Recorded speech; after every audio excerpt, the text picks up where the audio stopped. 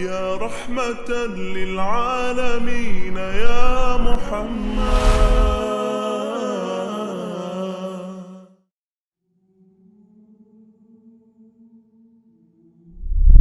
ناظرین السلام علیکم ورحمۃ اللہ وبرکاتہ. سیرت پروجیکٹ سیزن 4 ایپیسوڈ 49. غزوہ خیبر. خیبر مدینہ کے شمال میں 165 کلومیٹر کی دوری پر واقع ہے.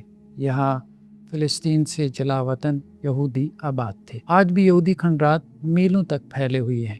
یہ سرسبز و شاداب علاقہ ہے. اس کے ایک نخلستان میں کھجور کے درختوں کی تعداد 40,000 تک بھی ہے. ایک رائے کے مطابق یہود مقامی عرب تھے کہ جنہوں نے یہودیت اختیار کر لی تھی. ابن ہشام کی روایت کے مطابق مرب یہودی کا تعلق حمیر سے تھا اور ویسے بھی یمن میں یہودیت پھیل چکی تھی.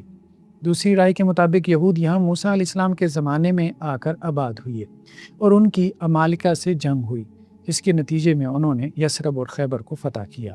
حضرت موسیٰ علیہ السلام کی وفات کے بعد وہ یہاں ہی رک گئے. یہ کوئی 1200 قبل مسیح کا زمانہ بنتا ہے. تیسری رائے یہ ہے کہ یہود بخت نصر کے یعنی نبوکدنضر کے ہاتھوں بیت المقدس کی تباہی کے بعد حجاز میں آئے تھے، جو کہ 586 قبل مسیح میں ہوئی تھی. یہ رائے ڈاکٹر جواد علی نے بھی اختیار کی ہے.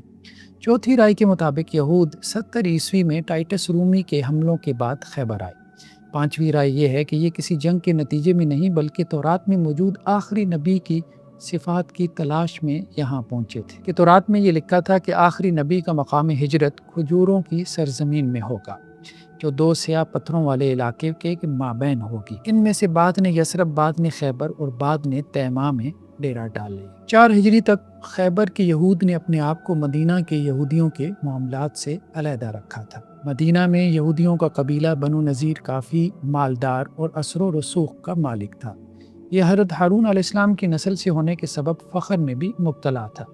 بنو نذیر کا سردار حیی بن اخطب ساشی شخص تھا.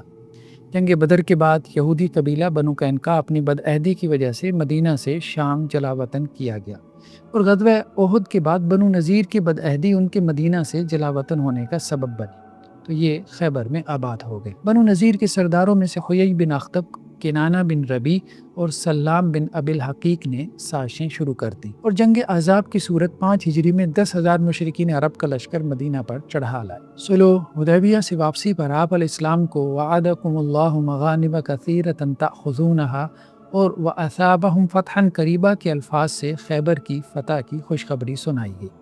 لہذا آپ علیہ السلام نے اعلان فرمایا کہ ہمیں خیبر کی طرف نکلنا ہے اور صرف وہی لوگ ساتھ جائیں گے کہ جو صلح حدیبیہ میں شریک تھے. حدیبیہ سے پیچھے رہ جانے والوں نے ساتھ جانا چاہا تو آپ نے فرمایا کہ جہاد کی رغبت کے ساتھ جا سکتے ہیں، لیکن ان کا مال غنیمت میں کچھ حصہ نہ ہوگا. کچھ صحابیات بھی طبی امداد کی خاطر ساتھ شریک ہوئیں. سنان اسلمیہ آپ علیہ السلام کے پاس آئیں کہ میرا خیبر میں شریک ہونے کو جی کرتا ہے. میں مشکیزوں کی سلائی، زخمیوں کا علاج، خیموں اور سامان کی حفاظت کر سکتی ہوں.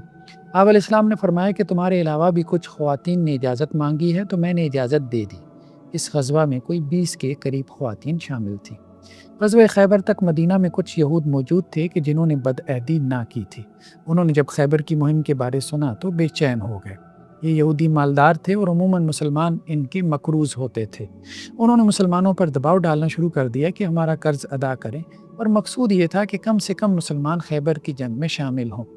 عبداللہ اسلمی رضی اللہ عنہ نے ابو شحم یہودی سے 5 درہم قرض لے رکھا تھا. اس نے مطالبہ شروع کر دیا. انہوں نے اسے کہا کہ رسول اللہ صلی اللہ علیہ وسلم نے خیبر کی غنیمت کا وعدہ فرمایا ہے، لہٰذا تھوڑا انتظار کر لو. ابو شحم نے کہا کہ خیبر کو فتح کرنا آسان نہیں کہ وہاں 10,000 جنگجو ہیں. ان صحابی نے آپ علیہ السلام کو یہودی کی یہ بات پہنچائی. یہودی نے بھی آپ علیہ السلام کی خدمت میں پہنچ کر کہا کہ آپ کے صحابی نے مجھ سے میرا حق روک رکھا ہے کہ مجھ سے اناج لیا ہے اور اس کے پیسے نہیں دیے. آپ علیہ السلام نے عبداللہ سے کہا کہ اس کا حق دے دو. عبداللہ کہتے ہیں کہ میرے پاس 2 کپڑے تھے. میں نے ایک کپڑا 3 درہم میں بیچا، 2 درہم کہیں اور سے پکڑے اور اس کا قرض چکا دیا. اب میرے پاس ایک ہی امامہ تھا کہ جس میں نے سردی سے بچنے کے لیے انتظام کر لیا.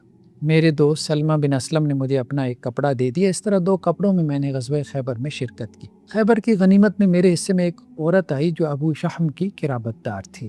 میں نے اسے مہنگے داموں میں بیچ دیا. خیبر پر مہم جوئی کا سن کر یہود میں 3 رائے سامنے آئی. ایک یہ کہ قلعوں میں بند ہو کر لڑائی لڑیں۔ یہ یہودی سردار کنانہ بن ابی العقیق کی رائے تھی۔ دوسری رائے مرب کے بھائی حارث کی تھی کہ کھلے میدان میں لڑیں۔ تیسری رائے یہ تھی کہ مدینہ ہی پر حملہ کر دیں، اور یہ سلام بن مشکم کی رائے تھی، اور اس کے لیے تیمہ، فدق اور وادی القرا کے یہودیوں کو اپنے ساتھ ملا لیں۔ یہ ان کا سپہ سالار تھا۔ کنانہ سردار نے اس رائے کی مخالفت کی کہ مدینہ پر حملہ آور ہوا جائے۔ خیبر کے یہودیوں نے 14 افراد کا وفد نجدی قبائل کی طرف بھیجا۔ ان کا سربراہ یہود کا بادشاہ کنانہ بن ابی العقیق تھا۔ یہود نے انہیں خیبر کی کھجور کی نصف پیداوار کی پیشکش کی۔ بنو غطفان اور بنو اسد 4000 لشکریوں کے ساتھ تیار ہو گئے۔ اس طرح یہود کی کل تعداد مل ملا کر 14,000 ہو گئی۔ بنو مرہ نے یہود کی مدد کرنے سے انکار کر دیا۔ ابن اسحاق کی روایت کے مطابق خیبر محرم 7 ہجری میں ہوا۔ جمہور کی یہی رائے ہے۔ مسند احمد کی روایت کے مطابق سبا بن عرفتہ کو آپ علیہ السلام نے مدینہ میں اپنا نائب بنایا تھا۔ حضرت ابو ہریرہ اسی موقع پر مدینہ پہنچے تھے اور ان کی نیابت میں نماز فجر ادا کی تھی۔ خیبر کی جنگ میں 1400 صحابہ شریک تھے کہ جن میں سے 200 گھڑ سوار تھے۔ عباد بن بشر کی قیادت میں ایک دستہ آگے بھیجا گیا تاکہ کمین گاہوں اور جاسوسوں کی خبر لی جائے۔ رستوں کی جانکاری کے لیے حسیل بن خارجہ اور عبداللہ بن نعیم کو مامور کیا گیا۔ آپ علیہ السلام نے سنیت الوداع سے زغابہ، وہاں سے نقمی، وہاں سے اسر، وہاں سے صحبا اور وہاں سے رجی پہنچے۔ اس رستے سے خیبر پہنچنے کا مقصد یہ تھا کہ خیبر کی بنو غطفان کی طرف سے سپلائی لائن کاٹ دی جائے۔ بنو غطفان جب یہود کی مدد کے لیے نکلے تو ایک مرحلہ یعنی 33 کلومیٹر کے فاصلے پر ایک آواز سنی کہ ان کے گھروں پر کسی نے حملہ کر دیا ہے۔ یہ واپس ہو گئے۔ جب گھروں کو پہنچے تو معلوم ہوا کہ کچھ بھی نہ ہوا تھا۔ صحبا میں قیام کے دوران آپ علیہ السلام نے عصر کی نماز پڑھائی اور فیصلہ کیا کہ خیبر کے شمال سے حملہ کریں گے تاکہ یہودی شام کو فرار نہ ہو سکے۔ آپ علیہ السلام نے حسیل اور نعیم سے کہا کہ ہمیں ایسی وادیوں سے لے چلو کہ ہم ایسی جگہ پہنچ جائیں جہاں سے یہود کا شام اور بنو غطفان سے رستہ کاٹ دے۔ حسیل نے آپ علیہ السلام کی رہنمائی فرمائی اور ایک جگہ پہنچ کر کہا کہ یہاں سے کئی رستے خیبر کو جاتے ہیں۔ آپ نے ان رستوں کے نام پوچھے تو انہوں نے ایک رستے کا نام حزن بتلایا یعنی سخت اور کھردرا، دوسرا شاس یعنی سنگلاخ، تیسرا حاطب یعنی لکڑیاں جمع کرنے والا۔ جب انہوں نے ایک رستے کا نام مرحب یعنی کوشادہ بتلایا تو آپ علیہ السلام نے فرمایا کہ اس رستے پر چلو۔ دوران سفر عامر بن اقوا کو کسی نے کہا کہ آپ اپنے رجسیہ اشعار سنائیں۔ انہوں نے اونٹوں کو ہانکتے ہوئے اشعار پڑھے کہ جن میں اللہ عز و جل کا اسلام کی نعمت پر شکر ادا کیا گیا تھا۔ آپ علیہ السلام نے پوچھا کہ یہ سواریوں کو چلانے والا کون ہے؟ تو آپ کو بتلایا گیا کہ عامر بن اقوا ہے۔ آپ علیہ السلام نے فرمایا کہ اللہ ان پر رحم فرمائے۔ حضرت عمر رضی اللہ عنہ نے کہا کہ ان کے لیے شہادت واجب ہو گئی، آپ ہمیں ان سے کچھ اور فائدہ اٹھانے دیتے۔ پھر یہ خیبر میں شہید ہو گئے۔ عباد بن بشر نے ایک شخص کو پکڑ کر اس سے تفتیش کی تو اس نے بتلایا کہ وہ اونٹ تلاش کر رہا ہے۔ حضرت عباد نے اس سے خیبر کے بارے پوچھا تو اس نے بتلایا کہ یہودی سردار کنانہ اور حوزہ بنو غطفان کے پاس گئے ہیں کہ انہیں 1 سال کی کھجور کی شرط پر اپنے ساتھ ملا لے۔ خیبر کے قلعوں کو فتح کرنا ممکن نہیں رہا۔ ان کے پاس غذا کا ذخیرہ اتنا ہے کہ سالہ سال ختم نہ ہو۔ اس کی باتیں سن کر حضرت عباد کو محسوس ہو گیا کہ یہ یہود کا اجرتی جاسوس ہے۔ انہوں نے اس کے ساتھ سختی کی تو اس نے سچ اگل دیا کہ خیبر کے یہود مدینہ کے یہود کے حشر سے پریشان ہیں۔ انہوں نے مجھے بھیجا ہے کہ مسلمانوں کو یہود کے بارے ایسی خبریں دے کر مرعوب کروں۔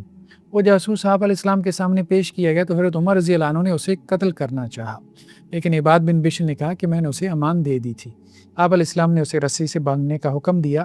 بعد میں اسے آپ علیہ السلام کی طرف سے 3 مرتبہ اسلام کی دعوت دی گئی۔ اس نے اسلام قبول کر لیا تو اسے چھوڑ دیا گیا۔ صحیح بخاری کی روایت میں ہے کہ آپ علیہ السلام کا معمول تھا کہ آپ کسی قوم پر رات کو حملہ نہ کرتے تھے یہاں تک کہ صبح ہو جاتی۔ اگر اذان کی آواز سنائی دیتی تو اس قوم پر حملہ نہ کرتے ورنہ حملہ کر دیتے۔ فجر کی نماز پڑھنے کے بعد مسلمان خیبر کی طرف نکلے۔ اہل خیبر اپنے کھیتی باڑی کے اوزار اور کدالیں لے کر زمینوں کی طرف جا رہے تھے کہ اچانک مسلمان ان کے سر پر پہنچ گئے۔ وہ بدحواس ہو کر چلانے لگے اور اپنے قلعوں میں گھس گئے۔ آپ علیہ السلام نے یہ حالت دیکھ کر اللہ اکبر کا نعرہ لگایا اور کہا کہ خیبر ویران ہو گیا۔ خیبر شہر کے 2 حصے تھے۔ پہلے حصے میں 5 قلعے تھے: حصن نعیم، حصن صاب، حصن زبیر، حصن ابی اور حصن نصار۔ پہلے 3 قلعوں کے علاقوں کو نتا کہتے تھے جبکہ بقیہ 2 کے علاقوں کو شک کہتے تھے۔ شہر کے دوسرے حصے میں بھی کئی ایک قلعے تھے لیکن ان میں زیادہ اہمیت کے حامل 3 قلعے تھے: حصن القموس، حصن الوتی، حصن السلال۔ لشکر کی تقسیم ہوئی اور جھنڈے مقرر ہوئے۔ بڑے لشکر کا جھنڈا سفید تھا کہ جس پر سیاہ حروف میں لا الہ الا اللہ محمد رسول اللہ لکھا تھا۔ یہ پرچم حضرت علی رضی اللہ عنہ کو دیا گیا۔ مہاجرین کے 2 پرچموں میں سے ایک حضرت ابو بکر، دوسرا حضرت عمر کو دیا گیا رضی اللہ عنہم۔ انصار کے 2 پرچموں میں ایک سعد بن عبادہ اور دوسرا حباب بن منذر کو دیا گیا۔ حضرت عمر اور عثمان کی قیادت میں ایک دستہ مقرر کیا گیا جو قلعوں کی رہکی کرتا تھا۔ اس کے بعد یہود کے کھیتوں اور باغات پر قبضہ کر لیا گیا۔ کچھ مسلمانوں نے کھجور کے 400 درخت کاٹ ڈالے کہ یہود باہر نکل آئیں، لیکن آپ علیہ السلام نے اس سے منع فرما دیا۔ جاری ہے۔ جزاکم اللہ خیر۔ السلام علیکم ورحمۃ اللہ۔